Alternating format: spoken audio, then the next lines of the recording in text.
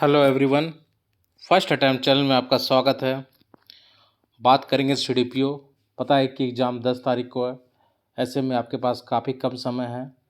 मान सकते हैं कि टोटल 30 घंटा है आपके समय, और ये वीडियो काफ़ी इम्पोर्टेंट होने वाला है, इसलिए अंतिम तक ज़रूर देखिएगा अगर एग्ज़ाम आप दे रहे तो, क्योंकि इससे कम से कम आपके 20-25 मार्क्स 30 मार्क्स तक आपके बढ़ सकते हैं।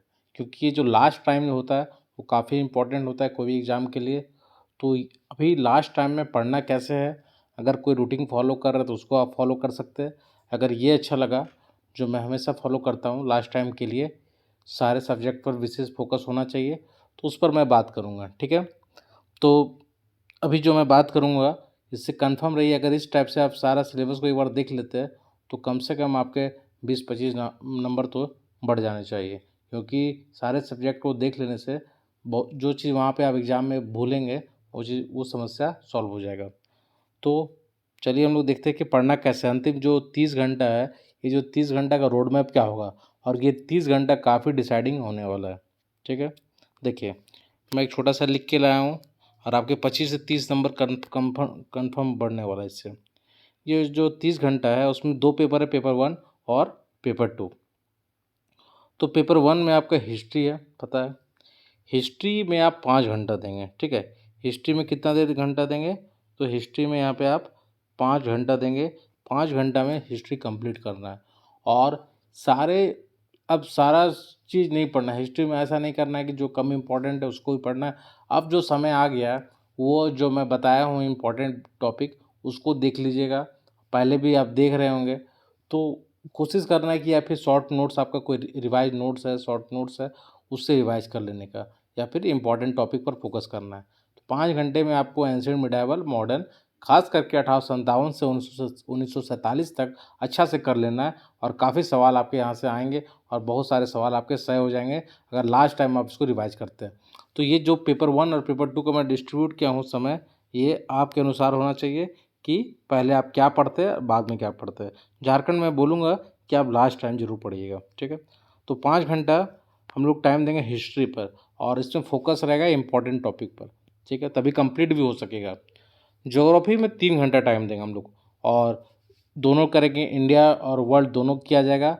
और एक बार ज़रूर इसको बहुत स्पीड से जहाँ से पढ़ रहे होंगे उसको रिवाइज कर लेना है। तो हमारे 8 घंटे चले गए, 5 घंटे हिस्ट्री में और 3 घंटे ज्योग्राफी में। पॉलिटी इकोनॉमिक्स, पॉलिटी में आर्टिकल ज़रूर से देखिएगा, ये इंपॉर्टेंट है। तो पॉलिटी और इकोनॉमिक्स पे कितना देर टाइम देना है, तो 3 घंटा टाइम देना है। ठीक है, इकोनॉमिक्स में खास करके 5 ईयर प्लान, गरीबी, ये सब थोड़ा सा देख लेना है। ठीक है, नीति आयोग, ये सबसे सवाल पूछा जा सकता है आपको, कुछ योजना। ठीक है, तो ये सब कुछ वीडियो हो गए बने हुए, तो वहाँ से भी आप देख सकते हैं। इकोनॉमिक्स से कुछ कंसेप्ट पूछा जा सकता है आपको, मॉनेटरी पॉलिसी से, बैंक रेट, ये सबसे सवाल पूछा जा सकता है। पॉलिटी में विशेष फोकस रखिएगा, आर्टिकल तो मैं बार बार बोलता हूँ, यहाँ से सवाल एकदम आने वाले हैं। बाकी जो भी है लूसेंट में थोड़ा सा देख लीजिएगा अच्छा से, और जहाँ से पढ़े होंगे उसको देख लीजिएगा। इंपॉर्टेंट टॉपिक पर थोड़ा सा ज़्यादा फोकस रखिएगा लास्ट टाइम, सब कुछ पढ़ने के चक्कर में नहीं रहना है अब। ठीक है, तो ये हुआ हमारा झारखंड हो गया। झारखंड आप कल भी परसों भी पढ़ सकते हैं, लेकिन इसको 5 घंटा आपको झारखंड को टाइम देना है। मेरा सलाह रहेगा कि लास्ट टाइम पढ़िए, क्योंकि भूलने का थोड़ा सा इसमें रहता है। लास्ट टाइम पढ़िए, और यहाँ पे मैक्सिमम सवाल आपके सही हो जाएंगे। ठीक है, तो झारखंड में 5 घंटा हमने दे दिया, तो कितना देर हो गया देखते हैं। 5 3 8 3 11 और 5 16, तो हम लोग एक पेपर 1 में 16 घंटा दिए। ठीक है, पेपर टू में आपको 3 सेक्शन है। करंट में फोकस रखना है, करंट में 5 घंटा देना है, और करंट में भी सब कुछ नहीं पढ़ना है। मैक्सिमम कोशिश करना है कि समझ में भी ये भी आ चुका होगा कि कौन सा टॉपिक इंपॉर्टेंट है, तो उस पर थोड़ा सा ज़्यादा फोकस रखना है। ठीक है, तो करंट में 5 घंटा आपको टाइम देना है, 5 आवर करंट में। साइंस में फिर से वही फिजिक्स, केमिस्ट्री, बायोलॉजी पढ़ना है आपको, तो 5 आवर, 5 घंटा वहाँ भी आप टाइम देंगे। और उसमें भी थोड़ा सा इंपॉर्टेंट टॉपिक पर मैंने वीडियो भी बताया हूँ, कितना बार बता चुका हूँ साइंस का इंपॉर्टेंट टॉपिक, तो वहाँ से भी आप देख सकते हैं, या फिर कुछ नोट्स बनाए होंगे तो उसको भी रिवाइज कर सकते हैं। ठीक है, मेंटल एबिलिटी के लिए मैंने टाइम दिया हूँ 4 घंटा। ठीक है, क्योंकि इसमें अब ऐसा बहुत कुछ पढ़ने का नहीं है, पढ़ लिए होंगे थोड़ा बहुत, कुछ रिवाइज करना होगा तो उसको देख जाते जाते देख सकते हैं। तो 4 घंटा काफ़ी है।